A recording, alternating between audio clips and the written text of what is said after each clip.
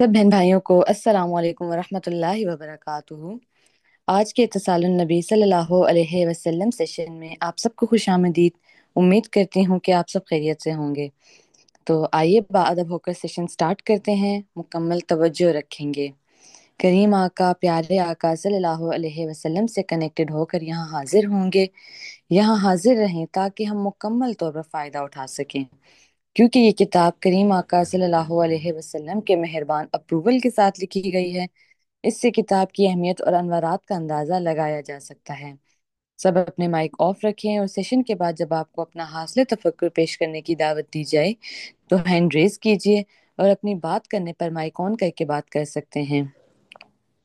बात मुख्तसर और जामिया अंदाज में करें ताकि ज़्यादा से ज़्यादा मेंबर्स अपना हासिल तफक्कुर पेश कर सकें। हम इस किताब को महज एक कहानी समझकर नहीं सुनेंगे, बल्कि अपनी ज़िंदगी से रिलेट करने की भी कोशिश करेंगे और ग्रेजुअली अपनी ज़िंदगी को बेहतर बनाने की भी कोशिश करेंगे। अब सीरत नबी सल्लल्लाहु अलैहि वसल्लम लाइव सेशन के बाकायदा आगाज़ के लिए मैं रुखसाना मैम को दावत देती हूँ। जी मैम। और शुक्रिया अलीबा जुनैद साहिबा।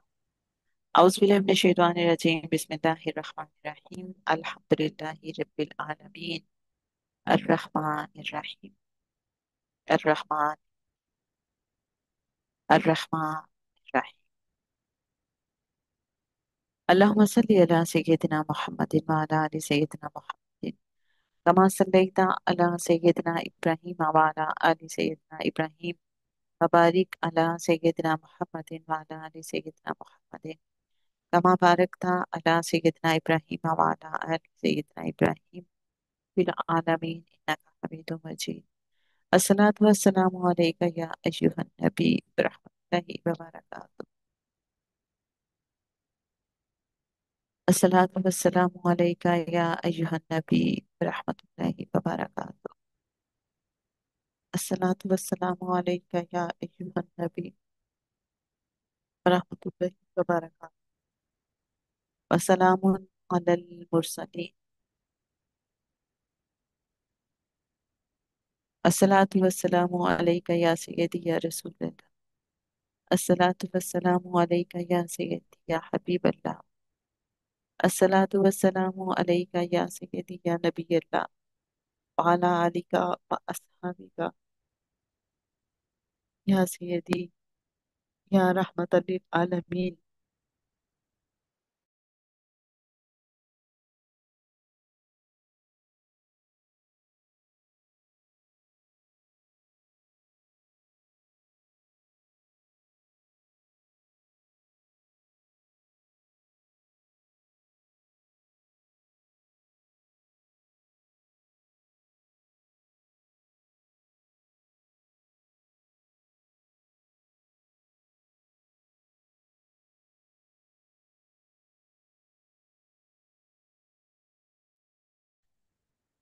मोहतरम ख़वातीन व हज़रात, इत्तिसालुन नबी सल्लल्लाहु अलैहि वसल्लम के इस लाइव सेशन में हम आप सबको खुशामदीद कहते हैं। जैसे कि आप जानते हैं कि इत्तिसालुन नबी सल्लल्लाहु अलैहि वसल्लम हमारे इस सेशन का नाम है और हमारा मकसद यही है कि इस सेशन के जरिए हम आका सल्लल्लाहु अलैहि वसल्लम से तस्वीर हो जाए। सूरह अल अहज़ाब में अल्लाह फरमाता है, बेशक अल्लाह और उसके फरिश्ते नबी सल्लल्लाहु अलैहि वसल्लम से मुत्तसिल हैं, बस ए ईमान वालो तुम भी आप सल्लल्लाहु अलैहि वसल्लम से मुत्तसिल हो जाओ और सलामती पाओ खूब सलाम से। हमारी जिंदगी का मकसद क्या है कि हम आका सल्लल्लाहु अलैहि वसल्लम से यूं मुत्तसिल हो जाएं कि आका सल्लल्लाहु अलैहि वसल्लम के नादैन मुबारक में हम सबको दायमी हुजूरी हासिल हो जाए। अगर ऐसा ना हुआ तो आपको नहीं लगता कि जिंदगी बेकार हो गई? अगर हम आका सल्लल्लाहु अलैहि वसल्लम से मुत्तसिल ही ना हो सके तो सब कुछ जाया हो गया। तो बस इत्तिसाल की कोशिश है ये तो ये बहुत हुजूरी के एहसास के साथ सरापा इल्तिजा बन के इस सेशन में हाजिर रहते हैं कि या रसूल अल्लाह सल्लल्लाहु अलैहि वसल्लम, हम निकम्मे सही, गुनाहगार सही, हम जैसे भी हैं आपके हैं, हमें कबूल फरमा लीजिए।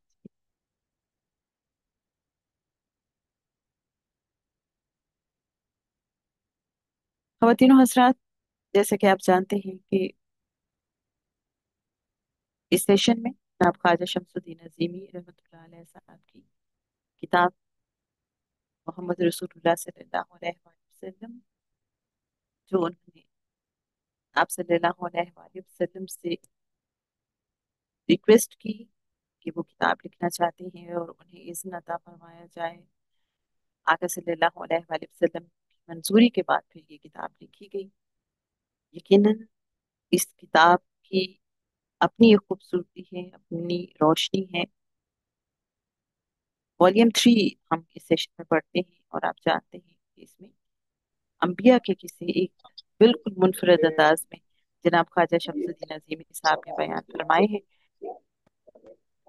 कुरान पाक के इन किस्सों में क्या हिकमतें हैं, क्या राज हैं, क्या फासले हैं, हम इससे क्या सीख सकते हैं, सब उन्होंने समझा। हजरत मूसा अलैहिस्सलाम का किस्सा हमने प्रीवियस सेशन से स्टार्ट किया था। हम चाहेंगे कि अगर आप मुख्तसर अंदाज में उसकी समरी बयान कर सकें, आप में से कोई भी जो इस हवाले से बात करना चाहे, उसके बाद हम इंशाल्लाह आज इस किस्से को कंटिन्यू करेंगे। जी आयशा महमूद साहिबा, बिस्मिल्लाह। अस्सलाम वालेकुम। वालेकुम सलाम। जी मैं एक छोटी सी समरी बताना चाहूंगी। अ, मूसा के मायनी है वो शख्स जो पानी से निकाला गया हो। हजरत मूसा अलैहि सलाम के किस्से में हमारे लिए बहुत लेसन्स हैं और कुदरत की किस तरह माँ और बच्चे को मिला देती है। जब माँ का दिल बेताब हुआ तो अपनी औलाद को पानी में दरिया के किनारे संदूक में रखकर बहा दिया। हजरत मूसा अलैहिस्सलाम नहायत जोर आवर और बहादुर इंसान थे और हजरत मूसा अलैहिस्सलाम ने फौरन अल्लाह के हुजूर माफी की दरखास्त पेश की जब इनसे गलती से मिस्री आदमी मारा गया। हजरत मूसा अलैहिस्सलाम की को लाठी का मोजा अता हुआ जिससे उन जादूगरों के लिए इंस्पिरेशन बनी और वो सब इस्लाम कबूल कर लाए। जैसे लास्ट क्लास में हमने डिस्कस किया कि हजरत मूसा अलैहिस्सलाम को पानी की मिकदारों का इल्म हासिल था और ये बात मेरे लिए बिल्कुल नहीं थी। बहुत शुक्रिया। बहुत शुक्रिया आयशा महमूद साहिबा। जी अलीबा जुनैद साहिबा, आप क्या कहना चाहेंगी?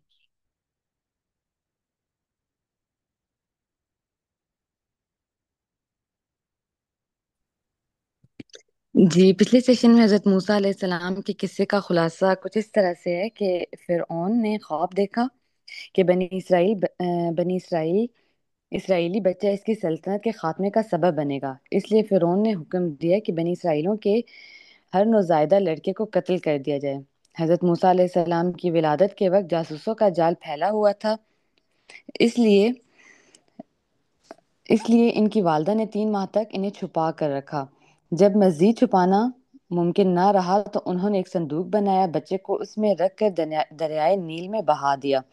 संदूक महल के करीब जा पहुंचा और फिरौन की बीवी ने इसे देख कर उठवा लिया।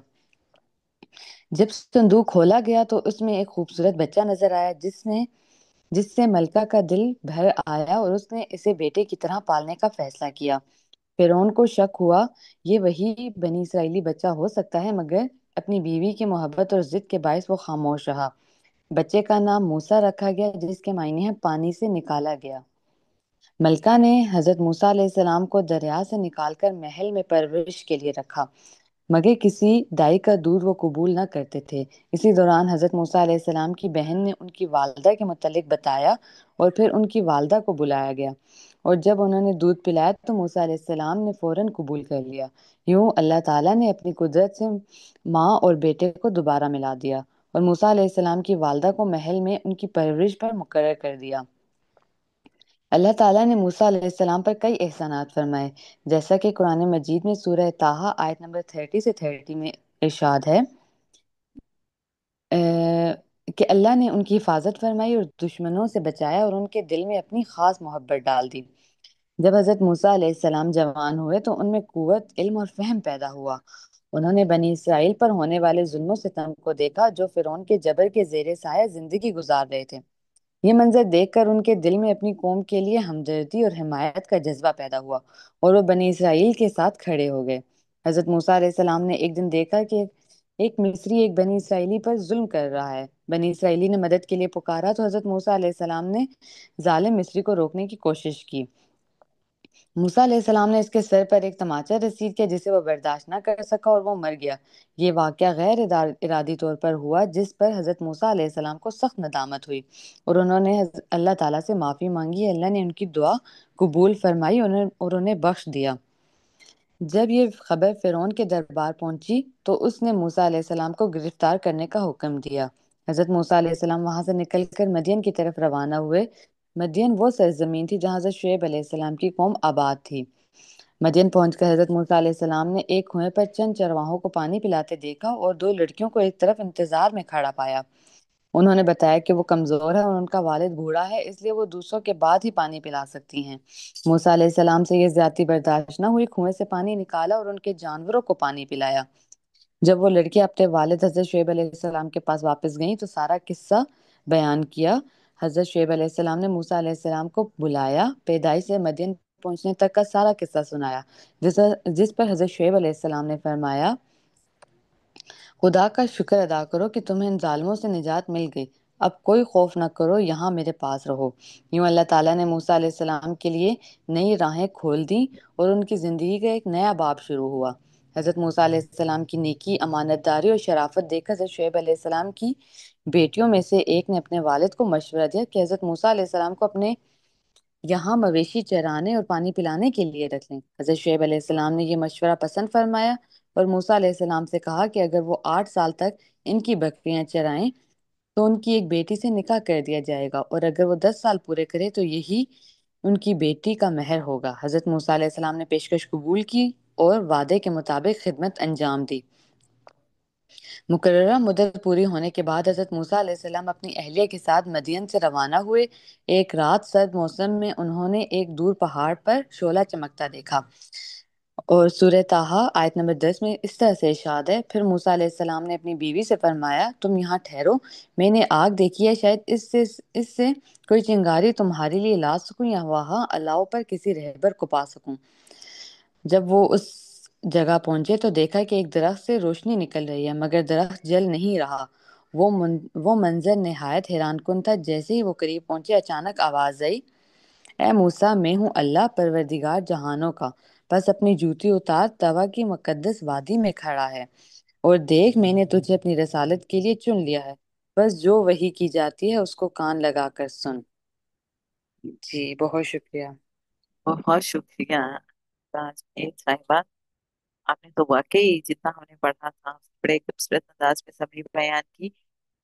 جی سید حسن علی شاہ صاحب فرمائیے۔ السلام علیکم ابھی وعلیکم السلام۔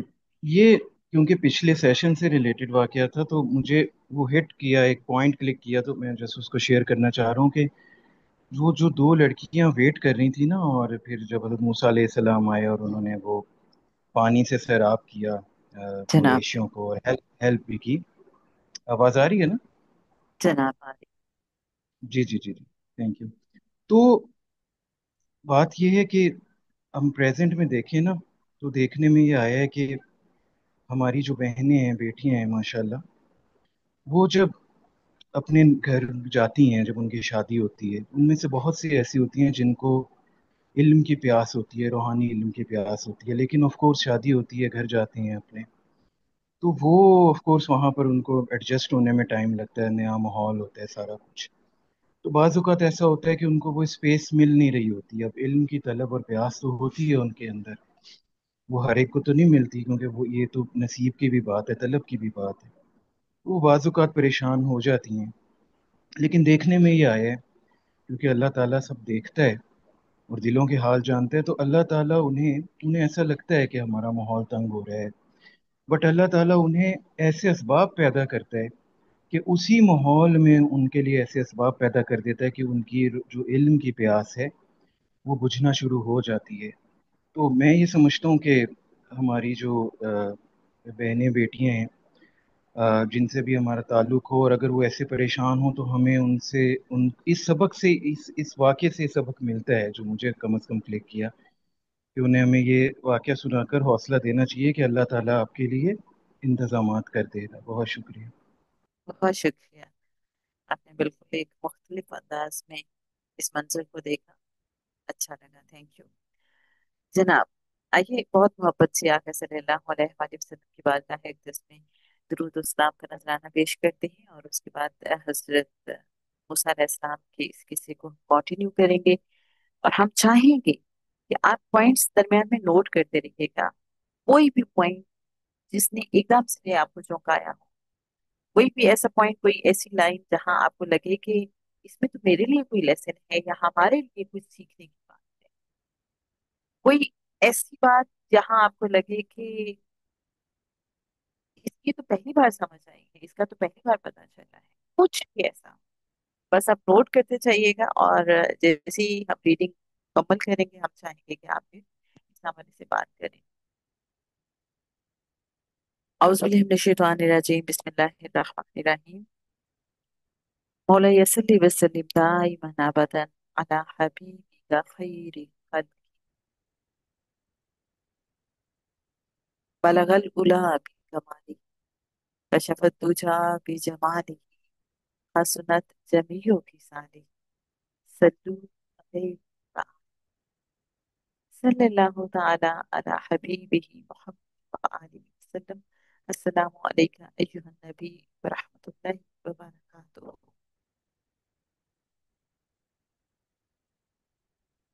آئیے دیکھتے ہیں جناب خواجہ شمس الدین عظیمی صاحب حضرت موسیٰ علیہ السلام اس قصے کو کیسے بیان فرماتے ہیں۔ لاٹھی، حضرت موسیٰ علیہ السلام کے ہاتھ میں بکریاں چرانے کی لاٹھی تھی، اللہ تعالیٰ نے فرمایا اسے زمین پر ڈال دے۔ حضرت موسیٰ علیہ السلام نے ارشاد تعمیل کی، لاٹھی اژدہا بن کر دوڑنے لگی، پھر اللہ تعالیٰ نے حکم دیا اسے اٹھا دے۔ تعمیلی حکم میں حضرت موسیٰ علیہ السلام نے بلا خوف اور خطر اژدہے کو پکڑ لیا، اژدہا پھر لاٹھی بن گیا، پھر اللہ تعالیٰ نے حکم دیا کہ اپنا ہاتھ بغل میں رکھ کر نکال۔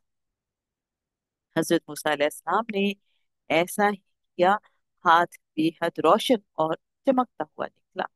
اللہ تعالیٰ نے ارشاد فرمایا کہ ہماری طرف سے دو نشانیاں عطا ہوئی ہیں، اب جا فرعون اور اس کی قوم کو راہ ہدایت دکھا۔ حضرت موسیٰ علیہ السلام مصر پہنچے اور اپنے بھائی حضرت ہارون علیہ السلام کو لے کر فرعون کے دربار میں حاضر ہوئے۔ آپ نے فرعون سے کہا، ہمیں اللہ تعالیٰ نے پیغمبر اور رسول بنا کر بھیجا ہے، ہم تم سے دو باتوں کا مطالبہ کرتے ہیں، ایک یہ کہ تو خدا پر ایمان لیا اور کسی کو اس کے کاموں میں شریک نہ ٹھہرا، دوسرے یہ کہ بنی اسرائیل پر ظلم کرنا چھوڑ دے اور ان کی آزاد کر دے۔ مغرور فرعون نے اپنی مغرورانہ سرشت کے مطابق حضرت موسیٰ علیہ السلام کی رسالت کا مذاق اڑایا، حضرت موسیٰ علیہ السلام پر اپنا احسان جتلایا کہ اس نے ان کی پرورش کی، کسی کو قتل کرنے کا طعنہ دیا اور آپ کے پیغام کو نظر انداز کرتے ہوئے کہا، اے موسیٰ، کیا میرے سوا بھی کوئی اور رب ہے؟ حضرت موسیٰ علیہ السلام نے فرمایا، میرا رب وہ ہے جو آسمان و زمین اور اس کے درمیان قائم مخلوقات کو پیدا کرنے والا ہے، تجھے اور تیرے آباء و اجداد کو بھی اس نے پیدا کیا ہے۔ حضرت موسیٰ علیہ السلام اور حضرت ہارون علیہ السلام نہایت نرمی سے فرعون کو قائل کرتے رہے، لیکن فرعون اپنی ضد پر اڑا رہا۔ اس نے حضرت موسیٰ علیہ السلام کو پاگل اور مجنون کہا اور رعایا سے بولا، میرے سوا کوئی خدا نہیں ہے، میں سب کا پروردگار۔ ایک دن بھرے دربار میں فرعون نے حضرت موسیٰ علیہ السلام سے کہا، اگر سچا ہے تو اپنی نبوت کا کوئی معجزہ دکھا۔ حضرت موسیٰ علیہ السلام نے اپنی لاٹھی زمین پر پھینک دی، وہ اژدہا بن گئی، پھر آپ نے ستارے کی طرح چمکتا ہوا ید بیضا دکھایا۔ یہ معجزات دیکھ کر درباری، یہ تو بہت بڑا جادوگر ہے، پوری سلطنت سے جادوگروں کو جمع کر کے اس سے مقابلہ کرایا جائے، پھر ضرور یہ شکست کھا جائے گا۔ فرعون نے اسی وقت کام جاری کر دیے۔ مقابلے کے لیے دربار کو خاص طور پر سجایا گیا، ہزاروں کی دیلیں روشن کی گئی۔ مقابلے کے وقت حضرت موسیٰ علیہ السلام نے جادوگروں سے کہا، تم پہل کرو۔ جادوگروں نے اپنی رسیاں میدان میں ڈالی، وہ سانپ بن گئی۔ اللہ تعالیٰ نے وہی بھیجی، اے موسیٰ خوف نہ کر اور غم نہ کر، ہم تیرے ساتھ۔ حضرت موسیٰ علیہ السلام نے اپنی لاٹھی زمین پر رکھ دی، اس لاٹھی نے اشتہا بن کر سارے سانپوں کو نگل لیا۔ جادوگر حقیقت حال جان کر ایمان لے آئے۔ فرعون نے غیظ و غضب میں دھاڑتے ہوئے کہا، تم سب نے موسیٰ سے مل کر سازش کی ہے، تم لوگوں نے میری اجازت کے بغیر موسیٰ کے خدا کو تسلیم۔ فرعون نے ہم جادوگر کے ہاتھ میں کٹوا کر پھانسی کی سزا دے دی۔ فرعون کی سرکشی اور ظلم پر اللہ کا عذاب نازل ہوا، اللہ نے ان پر جوئیں مسلط کر دی، کھانے پینے کی چیزوں میں مکھیاں پیدا ہو گئی، زمین میں جانوروں کو ہلاک کرنے والے کیڑے پیدا ہو گئے، غلہ اور اناج میں گھن لگ گیا، پانی میں مینڈکوں کی افزائش نسل ہو گئی، اتنے زیادہ مینڈک ہو گئے کہ پانی کو ڈھانپ لیا۔ ہجرت، اللہ تعالیٰ نے حضرت موسیٰ علیہ السلام کو حکم دیا کہ بنی اسرائیل کے ساتھ ہجرت کر جاؤ۔ حضرت موسیٰ علیہ السلام، حضرت ہارون علیہ السلام اور پوری قوم بنی اسرائیل کو لے کر نکلے۔ فرعون نے بھی ایک بڑی فوج کے ساتھ تعاقب کیا اور بنی اسرائیل تک پہنچ گیا۔ حضرت موسیٰ علیہ السلام کے آگے ٹھاٹھیں مارتا ہوا بحر ملزم تھا اور پیچھے فرعون کا لشکر۔ اپنی لاٹھی سمندر پر مارو، اللہ تمہارے لیے راہ بنا دے۔ حضرت موسیٰ علیہ السلام نے پانی پر لاٹھی ماری، پانی دو حصوں میں تقسیم ہو گیا اور دریا میں راستہ بن گیا۔ حضرت موسیٰ علیہ السلام اپنی قوم کے ساتھ بحر قلزم کے کنارے پہنچ گئے۔ فرعون اور اس کا لشکر بھی پیچھے پیچھے اسی راستے پر چل پڑے۔ جب سمندر کے بیچ میں پہنچے تو سمندر کا پانی آپس میں مل گیا، فرعون اور اس کا لشکر غرق غرق ہوتے وقت فرعون چیخنے لگا، میں موسیٰ اور اس کے خدا پر ایمان لایا۔ اس کی قبول، اللہ نے اس کے جسم کو آئندہ نسلوں کے لیے عبرت کا نشان بنا دیا تاکہ لوگ دیکھیں کہ متکبروں، سرکشوں اور خدا کے منکروں کا کیا حشر۔ حضرت موسیٰ علیہ السلام کے دور کے فرعون کی ممی آج بھی مصر کے عجائب خانے میں عبرت کا نشان بنی ہوئی ہے۔ اس کے علاوہ سمندر سے بھی فرعون کی ایک لاش نکلی ہے جو صحیح سالم حالت۔ حضرت موسیٰ علیہ السلام اپنی قوم کے ساتھ وادی سینا پہنچے، وہاں کے لوگ بت پرست تھے۔ خوبصورت اور عالیشان مندروں کو دیکھ کر بنی اسرائیل کا سویا ہوا بت پرستی کا جذبہ جاگ اٹھا، کہنے لگے، موسیٰ ہم کو بھی ایسے معبود بنا دے تاکہ ہم بھی اسی طرح ان کی پرستش کریں۔ حضرت موسیٰ علیہ السلام نے کہا، کیا تم نے خدا کی ان نعمتوں کو فراموش کر دیا ہے جن کا مشاہدہ اپنی آنکھوں سے کر چکے ہو؟ وادی سینا میں شدید گرمی تھی، بنی اسرائیل گھبرا گئے۔ موسیٰ علیہ السلام نے پانی کے لیے اللہ سے دعا کی، وہی نازل، اپنا عصا زمین پر 12 چشمے۔ حضرت موسیٰ علیہ السلام نے زمین پر اپنا عصا مارا، بنی اسرائیل کے 12 قبیلوں کے لیے الگ الگ 12 چشمے جاری ہو گئے۔ قوم نے کھانے کا مطالبہ کیا، حضرت موسیٰ علیہ السلام کی دعا سے اللہ تعالیٰ نے نہایت شیریں حلوہ من اتارا۔ دن کے وقت تیز ہوا کے ساتھ بٹیروں کے گول زمین پر اترے، بنی اسرائیل نے انہیں پکڑ کر بھونا اور کھایا، یہ سلوہ تھا۔ اسی طرح روزانہ من و سلوہ حاصل ہوتا رہا۔ اب قوم نے تیسرا مطالبہ کیا کہ سایہ دار درخت اور مکانات نہ ہونے کی وجہ سے ہم شدید گرمی سے پریشان ہیں۔ حضرت موسیٰ علیہ السلام نے دعا کی تو بادل साहिबान बनकर बनी इसराइल के सरों पर आ गए, हर वक्त साया रहने लगा। नाशुक्री कौम ने नया मुतालबा ये किया, हम रोज एक ही के साथ खाते खाते तंग आ गए हैं। ए माँ, दुआ करो कि वो हमारे लिए जमीन से बाखला, हीरा, मसूर, लहसुन और प्याज जैसी चीजें उगाए ताकि हम खूब। हजरत मूसा अलैहिस्सलाम ने उनके इस मुतालबे से रंजीदा होकर फरमाया, तुम भी किस कदर नाशुक्र और नादान हो कि एक उम्दा ग़िज़ा को छोड़कर मामूली चीज मांग रहे हो। खुदा की नेमतों को ठुकरा कर उसकी नाशुक्री ना करो, और अगर तुम्हें इन्हीं चीजों के लिए इसरार है तो जाओ किसी बस्ती और शहर में जाओ, वहां ये चीजें तुम्हें वाफिर मिकदार में मिल जाएंगी। बनी इसराइल मिस्रियों की गुलामी से आजाद हो चुके थे। हजरत मूसा अलैहिस्सलाम से अल्लाह ताला ने वादा किया था कि जब बनी इसराइल मिस्री हुकूमत की गुलामी से आजाद हो जाएंगे तो तुम्हें शरीयत दी जाएगी। वादा पूरा होने का वक्त आ गया था। हजरत मूसा अलैहिस्सलाम ने कौम से कहा, मेरे पीछे गुमराही में ना पड़ जाना, मेरे एहतिकाफ की मुद्दत 1 माह है। हारून तुम्हारे पास पहुंचे, ये तुम्हारी जान दे। हजरत मूसा अलैहिस्सलाम कोहे तूर पर पहुंचे और वहां इबादत इलाही के लिए एहतिकाफ की मुद्दत 1 माह थी, लेकिन बाद में 10 दिन बढ़ाकर चिल्ला पूरा किया। 40 दिन के बाद अल्लाह ताला ने उनको हम कलामी का शरफ बख्शा। हजरत मूसा अलैहिस्सलाम ने अल्लाह ताला से इस्तिदा की कि मुझे अपना दीदार भी करा दीजिए। अल्लाह ताला ने फरमाया, तुम मुशाहिदे किताब ना ला सकोगे। अच्छा देखो, हम अपनी जात की तजल्ली का ज़हूर इस पहाड़ पर करें। अगर पहाड़ की तजल्ली को बर्दाश्त कर लिया तो तुम संभाल तजल्ली का ज़हूर हुआ तो पहाड़ रेसा रेसा हो गया और हजरत मूसा अलैहिस्सलाम बेहोश। इसके बाद अल्लाह ताला ने हजरत मूसा अलैहिस्सलाम को तौरात अता की और फरमाया, ए मूसा, बेशक मैंने लोगों पर तुझको अपनी पैगंबरी और हम कलामी से बरतरी दी है और चुन लिया है। बस जो मैंने तुझको दिया है उसको दे और शुक्रगुजार बन।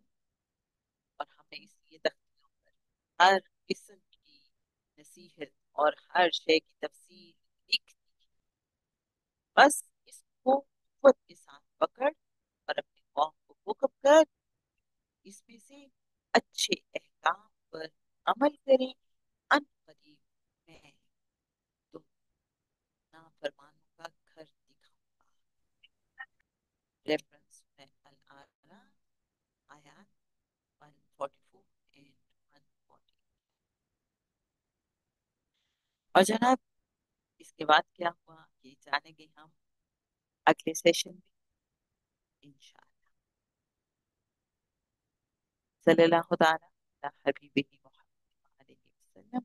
अल्लाहुम्मा सल्ली अला सय्यिदिना व मौलाना मुहम्मदिन मालिकिल जूदि वल करम व अला आलिहि व बारिक वसल्लम।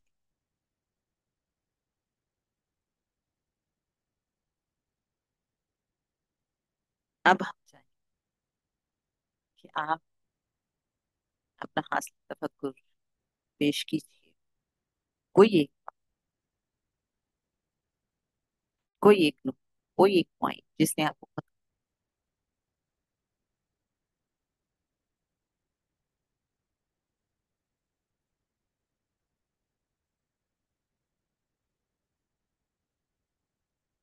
जो भी आप जो भी आपको ख्याल रखना हुआ हो, आप हमारे साथ शेयर कर सकते हैं। जी मोहतरमा फिरदौस साहिबा, अस्सलाम बताइए। वालेकुम। वादी अच्छा, इसमें मुझे पहली दफा ये पता चला कि इन पे जुओं का अजाब और वो मेंढकों का अजाब आया। तो ये ऐसी कौम थी कि इसने कुछ नहीं सीखा उससे। जैसे हजरत यूनुस की कौम ने जब ये चीज भांप ली थी कि अब हमारे ऊपर कोई अजाब आने वाला है, तो वो मतलब अपनी रविश पे अड़े नहीं रहे थे। लेकिन बनी इसराइल जो थे वो अपनी रविश पे अड़े रहे। ये एक ढिठाई इन लोगों में थी, जो फर्दर इनकी तौबा ना कबूल होने का शायद बाइस बनी, जब फिरौन ने फॉलो किया है हजरत मूसा को। तो उस टाइम पे जब उसने तौबा की है कि मैं अब यहाँ लाया, तो तब उसकी फिर दुआ कबूल नहीं हुई, रद्द हो गई। क्या ओके, और कुछ कहना चाहेंगी? भाई माशाल्लाह से बहुत अच्छा सेशन रहा। चलें, ये तो बहुत अच्छा है। थैंक यू, आप शामिल हुई। अच्छा जनाब, आप ये बताइए कि ये जो अजाब आया था, क्या ये आले फिरौन पे आया था, फिरौन के जो फॉलोअर्स थे उन पे आया था? इसको आसान लफ्जों में हम दो कैटेगरीज में डिवाइड करते हैं। एक, उस वक्त मिस्र में किप्ती थे, मतलब मिस्री, और दूसरे थे बनी इसराइल।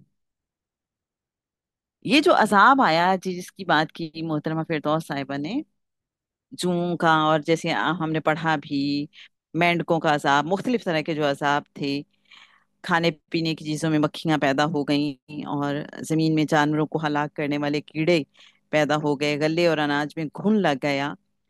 ये सारे जो अजाब उस वक्त आए हैं, क्या ये आले फिरौन पे आए हैं या बनी इसराइल जो उस वक्त थे उन पे भी आया है? जी, असगर साहब, वेलकम।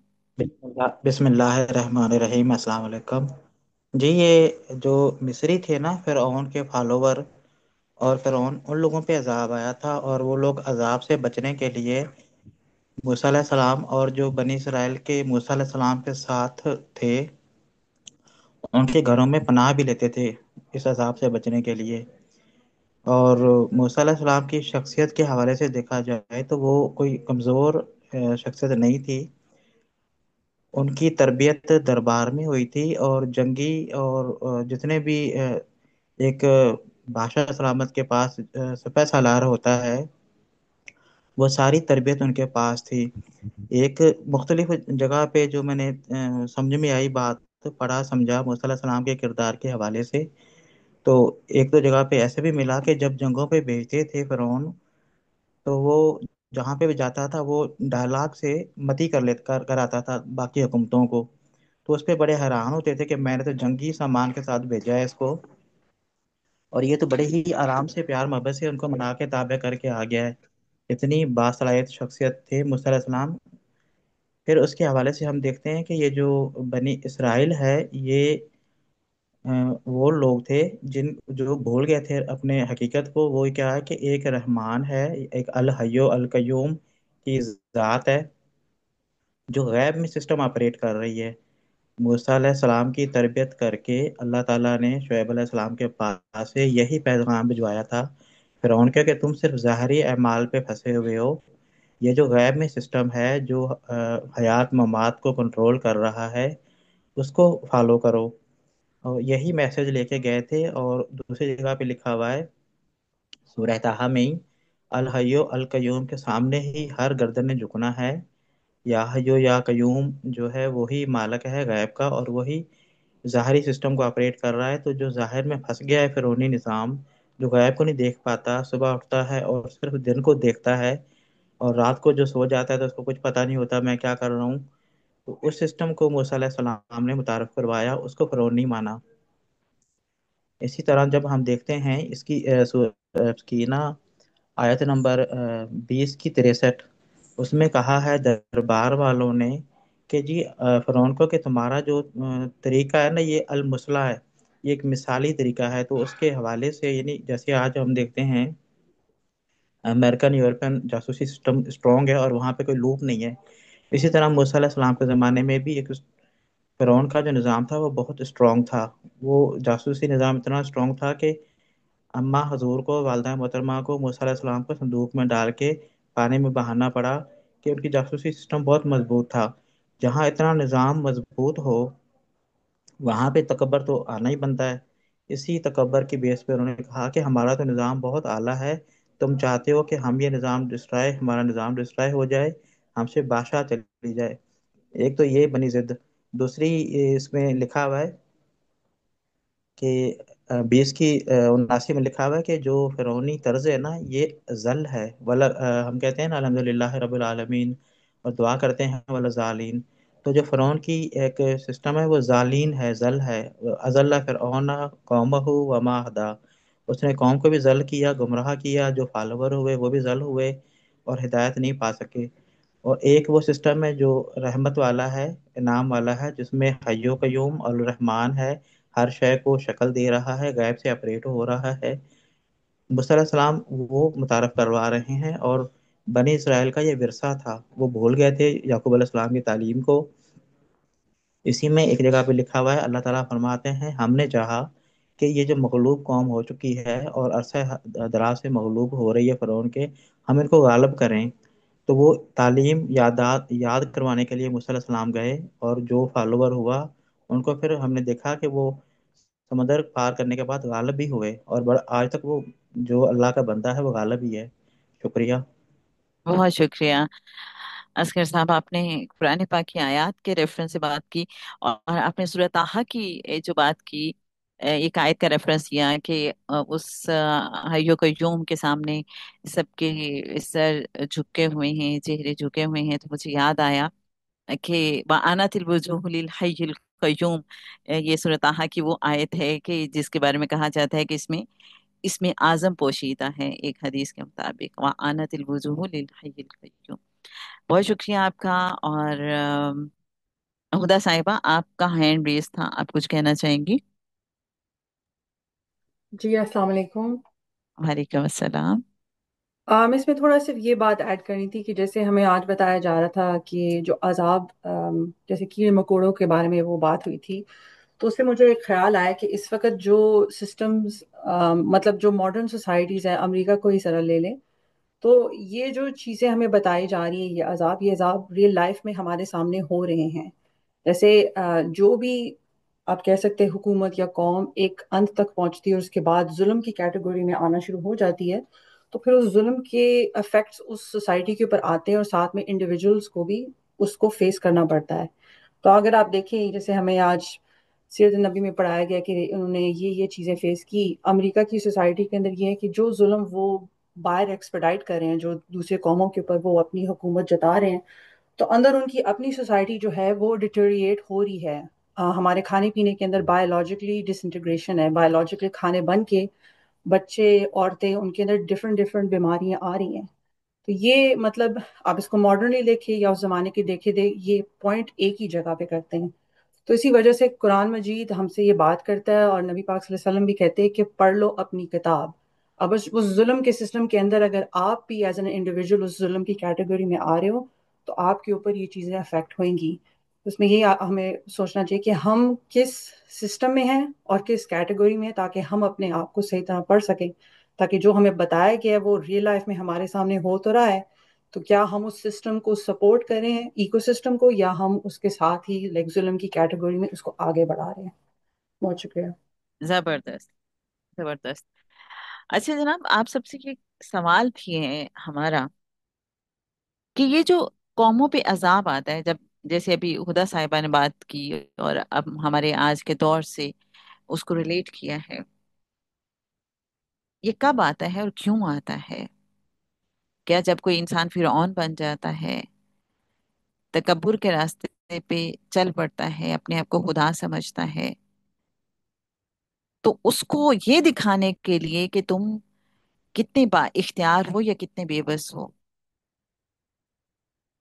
کیا کہیں پہ یہ بھی بتایا جانا مقصود ہوتا ہے، یا کوئی اور ریزنز بھی ہوتی ہیں؟ ہم چاہیں گے اس حوالے سے بھی آپ ضرور بات کیجیے گا۔ جی مریم صاحبہ، ویلکم، آپ کیا کہنا چاہیں گی؟ السلام علیکم۔ وعلیکم السلام۔ جی باجی، ایک دو پوائنٹس آ رہے تھے۔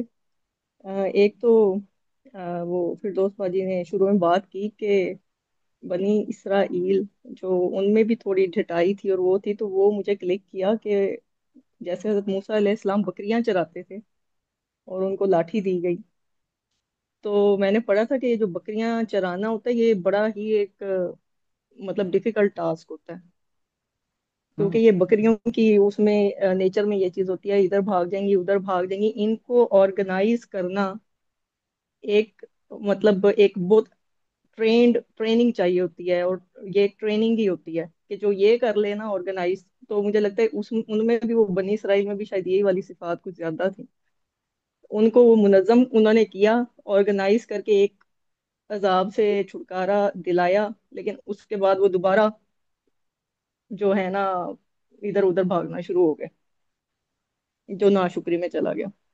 ये पॉइंट आ रहा था जहन में। और एक ये कि रब ताला इतने प्यारे हैं कि वो हर दौर में, मैं कह रही हूँ कि हर एक के लिए उन्होंने हिदायत भेजी है, उससे पहले अजाब नहीं भेजा कि हजरत, और इंस्पिरेशन भी वहां वहां से भेजी कि जिससे लोग पहले जिन चीजों से इंस्पायर थे वो निशानियां दे के भेजी है। बाबा जान के मुझे, मैंने थोड़ा सा पढ़ा था तो वही बात मुझे याद आई कि जैसे हजरत सौलह अलैहिस्सलाम को उनके दौर में उनके जो लोग थे वो चट्टानों पत्थरों से जो तराशते थे घर और सब कुछ, वो उनमें महारत रखते थे, स्किल रखते थे, तो इंस्पायर भी ऐसी चीजों से होते थे।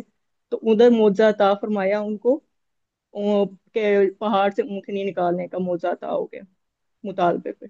और यहाँ हजरत मूसा अलैहिस्सलाम है, तो यहाँ पे क्योंकि उस दौर में ये जादू और ये इन चीजों पे ज्यादा फोकस था, इन चीजों से ज्यादा इंस्पायर होते थे, तो रब ताला ने उनको वो निशानी अता की लाठी की सूरत में कि वो अजदा बन गया और यदे बेजा की। तो मुझे भी यही फील हो रहा था कि अगर मैं आज अपने हाल में देखूं, तो मैं कह रही थी कि अभी कोई इलॉन मस्क कोई पोस्ट लगा देगा तो मरियम तुम तो बगैर सोचे समझे सच मान लोगी उसे, और तुम तो चल पड़ोगी। आजकल तो हमारा यही हाल है। तो मैं अपनी बात कर रही हूँ, बाकी सारे तो बहुत अच्छे हैं, मैं अपनी बात कर रही हूँ, मैं तो ऐसी हूँ कि कुछ सोशल मीडिया पे आ जाएगा मैं तो चल पड़ूंगी। साइंस तो अब की इंस्पिरेशन और आने वाली जनरेशन की जो इंस्पिरेशन है वो साइंस बनने वाली है। तो मुझे ये फील हो रहा था कि कुरान पाक को अब हम जब हम पढ़ते हैं अपनी कुरान पाक की क्लासेस में, जहाँ अल्हम्दुलिल्लाह कनेक्ट हुए हैं, तो वहां से जब कोई साइंस की कोई बात उसमें से निकलती है ना आयात में से, तो इंतहाई इंस्पायर करती है। तो अब इसको कनेक्ट करने की जरूरत है मुझे खुद को भी, और ये आगे आने वाली जनरेशन के लिए भी बहुत जरूरी है, क्योंकि जो कमिंग जो अल्फा, ये जो जनरेशन जी जनरेशन अल्फा ने आने, उनको हम सिर्फ कोई बात से नहीं वो बनेंगे, वो इन चीजों से इंस्पायर होंगे जो सब कुछ चल रहा है। तो उनको इस चीज से कनेक्ट करने की भी बहुत जरूरत है। और एक जो मुझे यहाँ बात, तीसरा पॉइंट एक और हिट हुआ कि जब मूसा से कहा फिरौन ने कि क्या मेरे सिवा कोई रब नहीं, मेरे सिवा भी कोई रब है, और उससे पहले जो बाबा जान इसमें बात मतलब शेयर हुई है कि फिरौन उनको ये रियलाइज करा रहा है कि भाई मैंने तुम्हें परवरिश की, तुम्हें पाला पोसा, फिर उन्होंने ये एहसान भी जितलाया कि तुमने तो कत्ल भी कर दिया था, ताना भी मार दिया।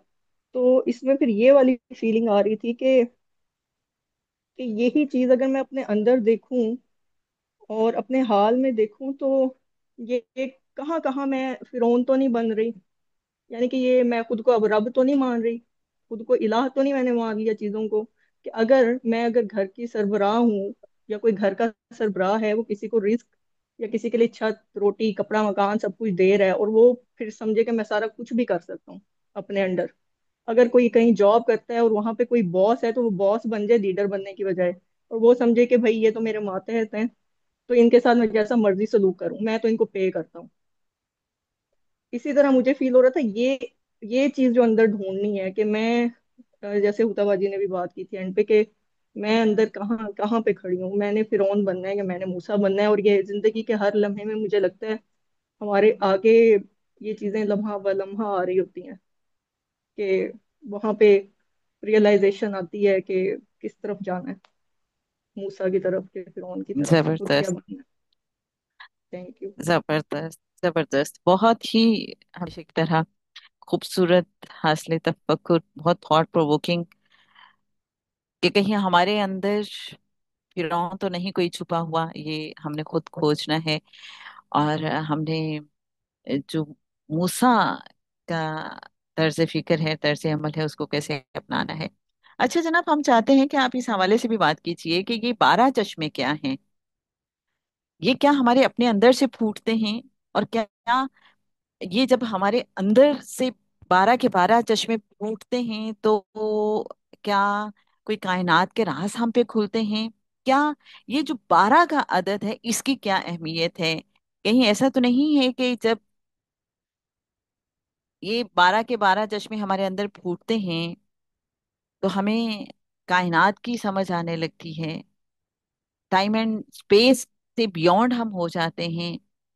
اس 12 کا تعلق کہیں کائناتی عدد کے ساتھ ہے، کہیں اس فارمولے کے ساتھ ہے؟ ہم چاہیں گے اس حوالے سے بھی بات کیجیے۔ پھر کیا آپ نے اس قصے میں نوٹ کیا کہ حضرت موسیٰ علیہ السلام نے فالو کیا ہے اللہ کے حکم کو؟ اگر انہوں نے ہجرت کی ہے تو اللہ کا حکم، اگر انہوں نے عصا زمین پہ ڈالا ہے تو اللہ کا حکم، اگر انہوں نے عصا زمین سے اٹھا لیا ہے تو اللہ کا حکم۔ یہ کیا ہے سلسلہ؟ اس سے ہمیں کیا سمجھ آ رہی ہے؟ کیا ایک جو آپ کے استاد ہیں، مینٹور ہیں، اس کے ساتھ کہیں کوئی کنیکشن آپ کو نظر آ رہا ہے؟ ہم نے کیا کرنا ہے؟ ہم چاہیں گے اس حوالے سے بھی اگر آپ ہمیں سمجھا سکیں بات کریں۔ پھر ایک اور پوائنٹ ہم چاہیں گے آپ اس حوالے سے بات کریں کہ یہ جو جادوگر تھے، حضرت موسیٰ علیہ السلام نے ان سے یہ کیوں کہا کہ آپ پہل کریں؟ دوسرا، پھر یہ کیوں ہوا کہ جادوگر فوراً ایمان لے آئے؟ آخر کیا وجہ ہوئی؟ وہ کون سی بات تھی جو ان کے ایمان لانے کے کا سبب بن گئی فوراً؟ ہم چاہیں گے اس حوالے سے بھی آپ ضرور بات کیجیے۔ اور ایک اور بات کہ یہ فراغت، جب انسان کو آسانیاں مل جاتی ہیں بہت زیادہ مشکلات کے بعد، تو وہ اپنے نفس کے پیچھے کیوں چل پڑتا ہے؟ وہ ناشکرا پن کیوں کرتا ہے؟ آپ ضرور اس حوالے سے بھی بات کیجیے گا۔ مسز خلیل صاحبہ، ویلکم۔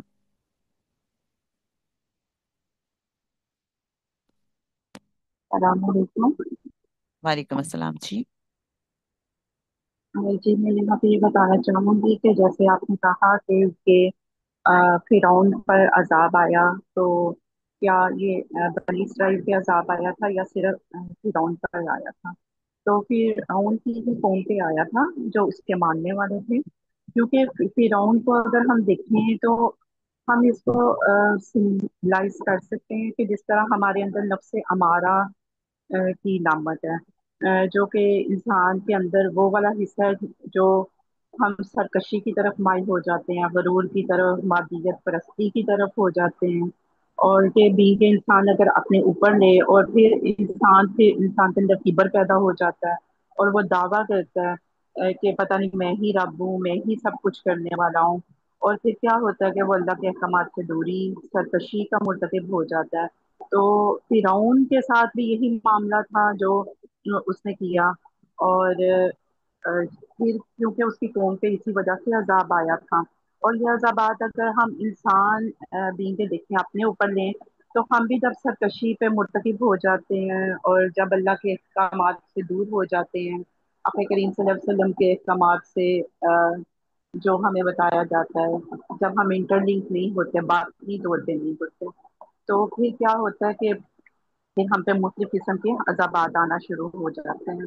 اور جیسے ابھی سیلاب گزشتہ روز پاکستان میں بہت زیادہ آیا اور بہت سی تباہ کاریاں اس کے سامنے آئیں، اور اسی طرح کبھی ہم مختلف ممالک میں سنتے ہیں مینڈکوں کا عذاب آ گیا، ہوا کا عذاب آ گیا، مختلف قوموں پہ پہلے بھی آتا رہا۔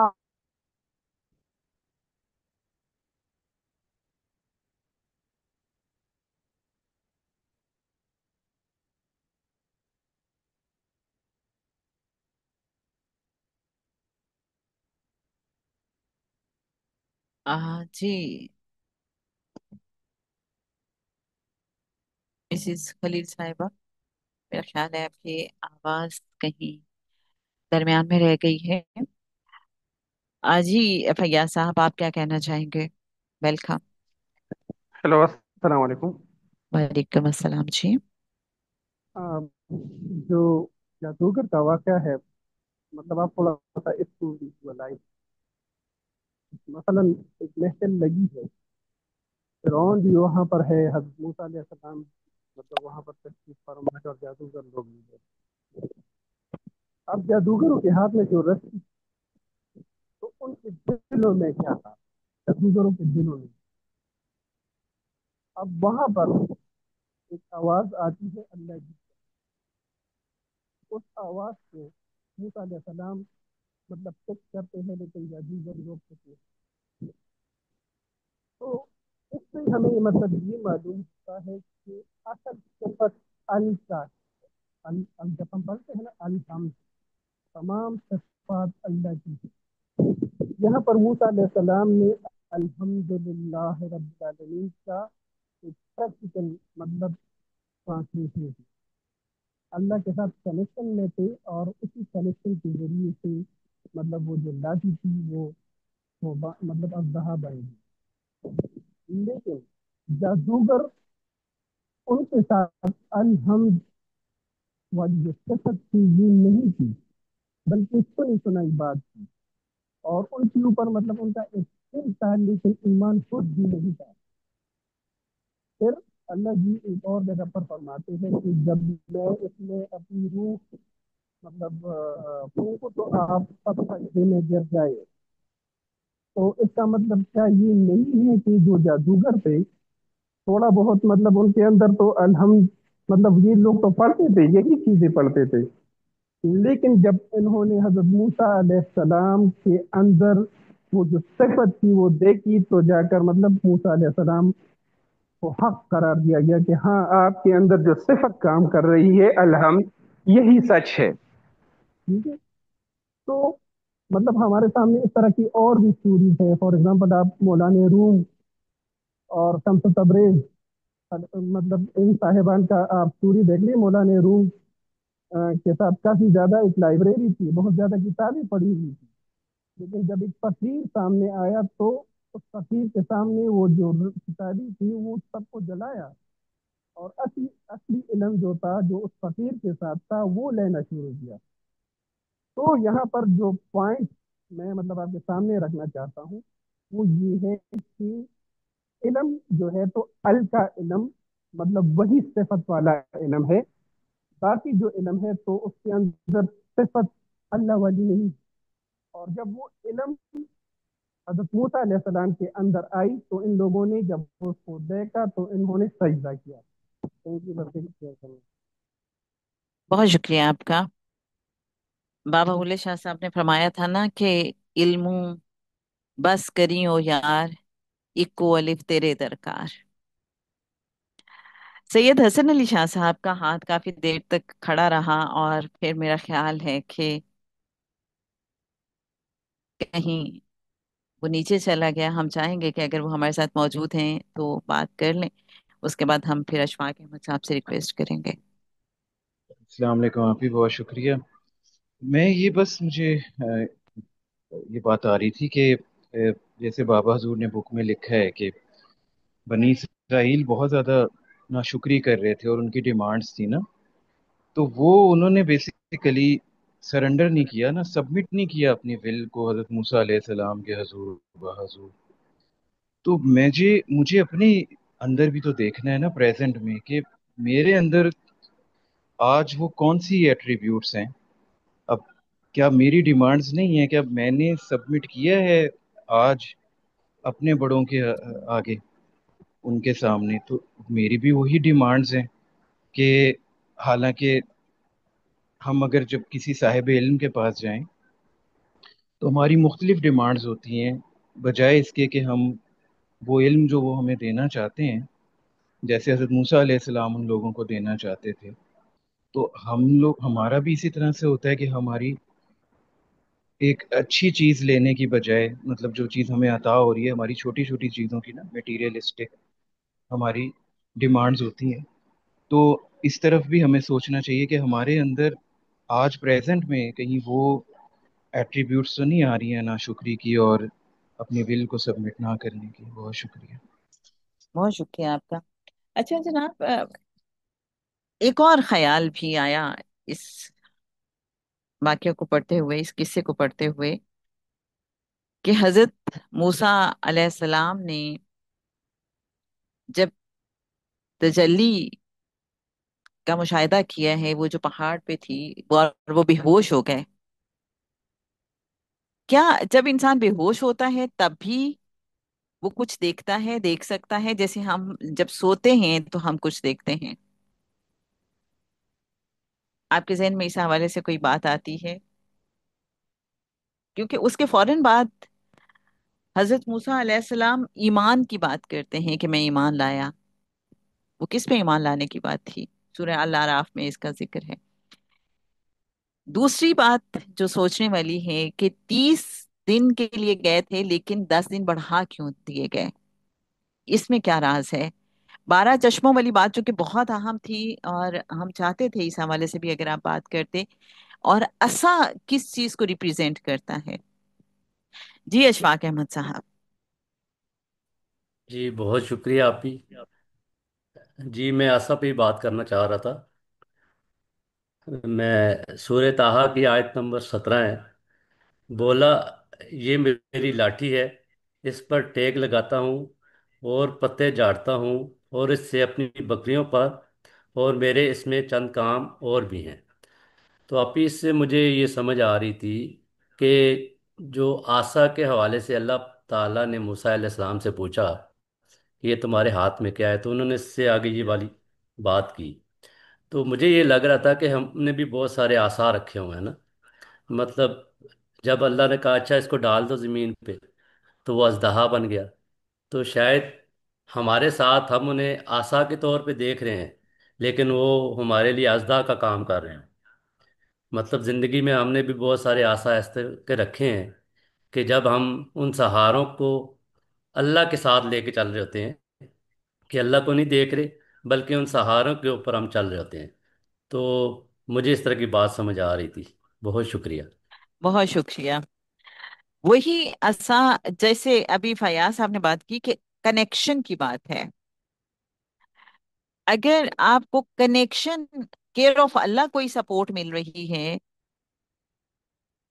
ملتا تو سب کچھ اسی کی طرف سے ہے، لیکن اگر ہم ہر چیز کو کیئر آف اللہ دیکھ رہے ہیں تو اس کے انوارات ہی کچھ اور ہو جائیں گے. اور اگر میں صرف اپنی حد تک چیزوں کو دیکھ رہی ہوں تو obviously اس کی تاثیر فرق ہوگی.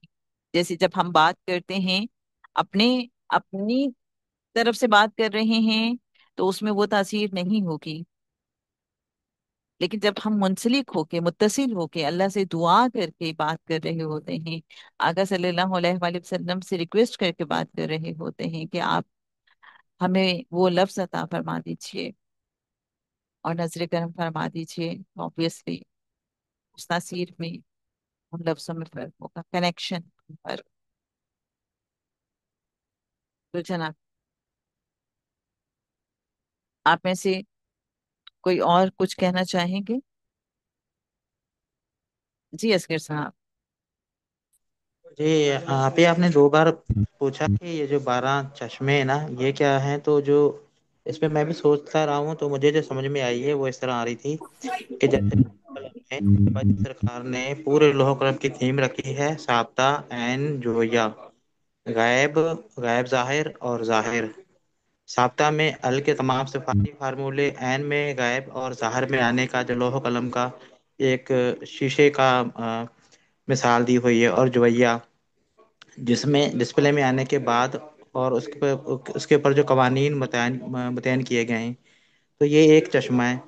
میرے ذہن میں تو اس طرح ہی آ رہا ہے کہ یہ اللہ تعالیٰ کی جو صفات ہیں، سابتہ، عین، جویہ، یہ جو 6 لطائف ہیں، یہ ایک چشمہ ہے. تو اس طرح کے یہ 12 چشمے ہو سکتا ہے باقی 11 اور کوئی ڈیزائن ہوں جو حضور علیہ السلام نے ڈیوائڈ کیے ہوئے ہوں اولیاء کرام میں. اور اسی طرح جب ہم دیکھتے ہیں سال میں 12 مہینے، تو سال کے بعد ریٹرن ہو کے وہی موسم اور وہی دن آ جاتا ہے. تو یہ سائیکل جتنا بھی ہے یہ اسی میں ڈیوائڈ ہوا ہے. میرے ذہن میں تو اس طرح آ رہا ہے. جی شکریہ. بہت شکریہ. جی ہاں، 12 کے عدد کو آپ جانتے ہوں گے کہ کائناتی عدد بھی کہا جاتا ہے، اور اس کا وقت کے ساتھ بڑا گہرا تعلق ہے. جیسے اگر ہم مہینوں کی، سالوں کی تقسیم کو دیکھتے ہیں، اس میں 12 مہینے ہیں. اسی طرح سے دن کی تقسیم دیکھتے ہیں تو 12، پھر जमा 12, इस तरह से 24 घंटे बनते हैं, दिन के 12 और रात के 12। तो वक्त के साथ भी इसका गहरा ताल्लुक है। अपने अंदर से हमारे जो 12 चश्मे फूटते हैं, जैसे कि पिछली बार इश्तियाक अहमद साहब ने बात की थी कि हजरत मूसा अलैहिस्सलाम के किस्से में पानी का बड़ा जिक्र है। अगर गौर करेंगे, जो माँ और अल माँ के फर्क को समझते हैं, तो वहां पे अगर गौर करें, और फिर ये जो स्ट्राइक होना है, जब अंदर जर पड़ती है, तो फिर कैसे कैसे चश्मे फूटते हैं। तो इट मीन्स, कहीं आपको ये लगता है कि जब ये 12 के 12 चश्मे हमारे अंदर से फूटेंगे, जैसे आपने लताइफ की बात की है, वो सारी रोशनियां, तो फिर कायनात के राज खुलना शुरू हो जाएंगे। जी नफीसा साहिबा।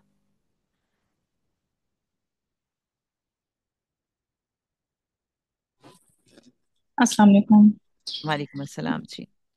हाँ जी, बाजी एक पॉइंट मेरे माइंड में ये आया था कि जैसे अल्लाह ताला की मदद हज़रत मूसा अलैहिस्सलाम को कदम कदम पे मिलती है। अल्लाह ताला उनकी आ, मदद फरमाते हैं, चाहे आग है चाहे पानी है। कहीं भी उनको दुश्मनों का जो काफिरों का सामना करना पड़ता है। तो उसको हम जैसे हम देखते हैं कि कुरान पाक हमारे लिए सबके लिए है।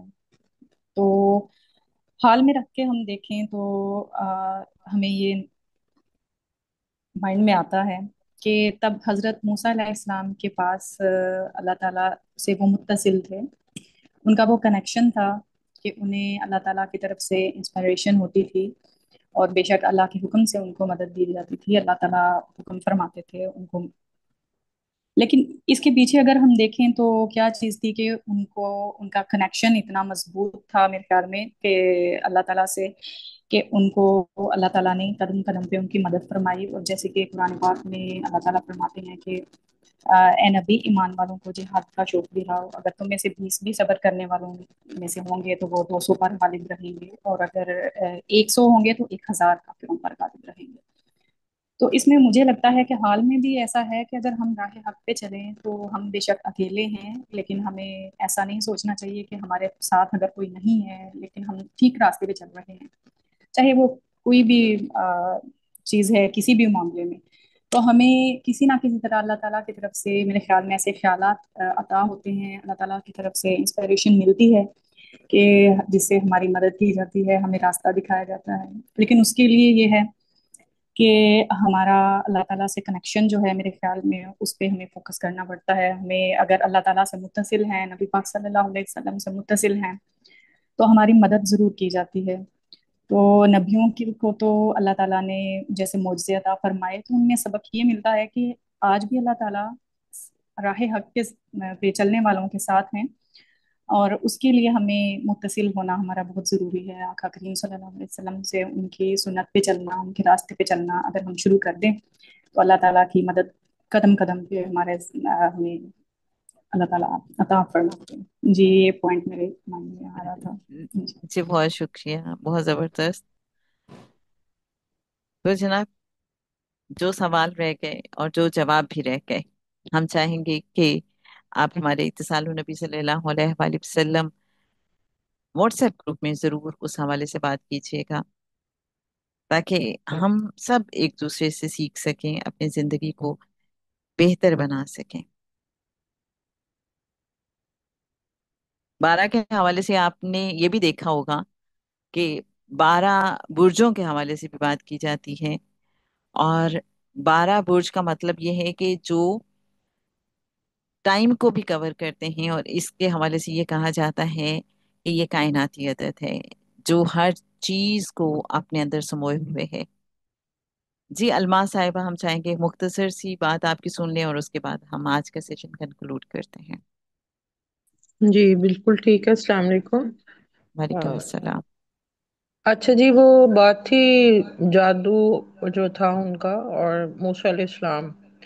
तो जिस कानून से वो शहर करते थे वो उस कानून को जानते थे, उसके क्वेश्चन से वाकिफ थे। और जबरदस्त। जाहिर है कोई भी चीज कवानीन के बगैर तो मुमकिन ही नहीं हो सकती।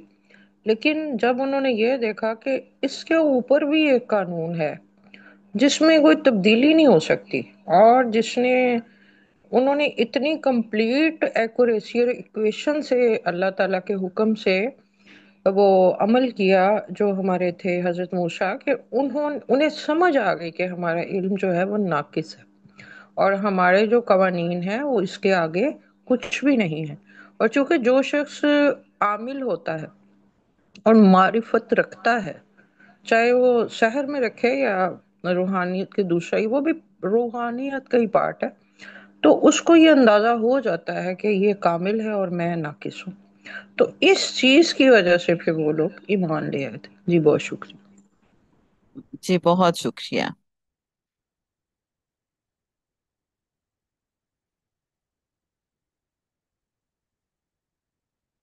اب ہم چاہیں گے کہ آپ گروپ میں ضرور بات کیجیے گا کہ پہاڑ پہ تجلی کس کی تھی، یہ تجلی کون ہے؟ حضرت موسیٰ علیہ السلام جب بھی ہوش ہو گئے تو کیا انہوں نے دیکھا کہ اس کے بعد انہوں نے ایمان لانے کی بات کی؟ 40 دن سے کیا مراد ہے؟ 30 سے بڑھا کے 40 دن کیوں کر دیے گئے؟ یہ جو حضرت موسیٰ علیہ السلام کی قوم تھی، یہ جو بنی اسرائیل ہیں، تو یہ بہت مشکل حالات میں جب تھے تو ان کا انداز کچھ اور تھا، ان کی سوچ کا فکر کا انداز کچھ اور تھا۔ جب ان کو آسانیاں ملی تو یہ نفس کے پیچھے کیوں بھاگنے لگے، یہ علائشوں میں کیوں پڑ گئے، ان کی ڈیمانڈس کیوں طرح طرح کی ہو گئی، یہ ناشکرے پن پہ کیوں اتر آئے؟ یہ کس چیز کو ریپرزینٹ کرتی ہے بات، یہ رویہ کیا یہ ہمارے اندر موجود ہے؟ ہم چاہیں گے اس حوالے سے آپ ضرور گروپ میں بات کیجیے گا۔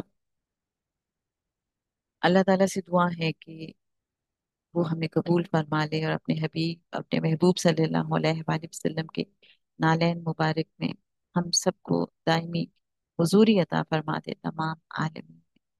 انشاءاللہ کمنگ تھرسڈے 9 بجے آپ سے ملاقات ہوگی، اور ہم حضرت موسیٰ علیہ السلام کی اس قصے کو کنٹینیو کریں گے اور اس میں چھپے راز، حکمتیں اور فارمولے سمجھنے کی کوشش کریں گے۔ صلی اللہ تعالی علی حبیبہ محمد وآلہ وسلم، اللہم صلی علی سیدنا و مولانا محمد معدن الجود والکرم وعلی آلہ وبارک وسلم۔ اور ایک درود پاک جس کے بارے میں کہا جاتا ہے کہ جمعرات اور جمعے کے درمیانی شب اگر ہم کم از کم ایک مرتبہ پڑھ لیں تو انشاءاللہ جب ہم دنیا سے رخصت ہوں گے تو آقا صلی اللہ علیہ وآلہ وسلم کی زیارت ہمیں نصیب ہوگی۔ اللہم صلی وسلم وبارک علی سیدنا محمد نبی الامی الحبیب العال القدر العظیم الجاہ وعلی آلہ وصحبہ وسلم۔ السلام علیکم ورحمۃ اللہ وبرکاتہ۔